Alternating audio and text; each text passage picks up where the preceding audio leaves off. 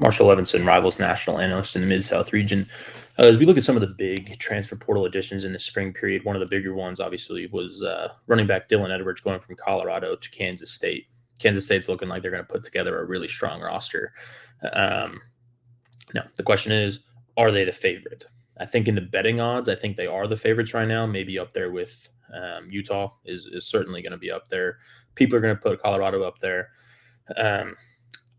For me, Kansas State is not a favorite yet. Now, there's a couple reasons for that. I think they're going to have a really strong roster, but I'm going with Oklahoma State and Utah as my kind of two top teams in that conference right now. The only reason being Kansas State's kind of a, what if team. They're a potential team. Avery Johnson at quarterback, we know he's a fantastic player, but we haven't seen him really do it in terms of, several starts. We saw him start the bowl game, looked good. Obviously I think he's gonna look really good in the future. You add guys like Dylan Edwards to that team, they're very close. He's gonna, they're gonna have chemistry off the bat. They're going to have a good team. But on the offensive line, you look at it, they only returned 20 of 65 starts from a year ago.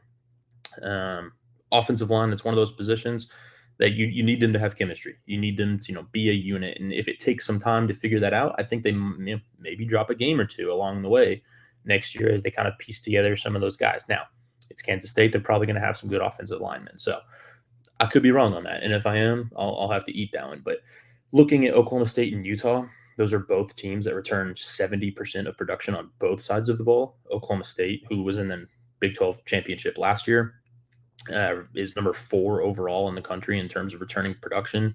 They really didn't lose any impact players.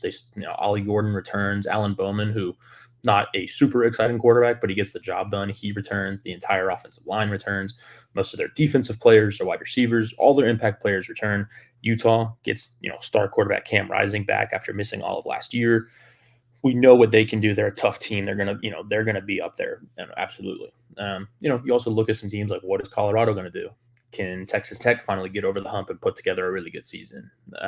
So I look at some of those teams as maybe being a little bit more put together, especially Oklahoma State and Utah, maybe being a little bit more solidified in what they are, as opposed to Kansas State that has a lot of talent that we necessarily haven't seen it come together yet.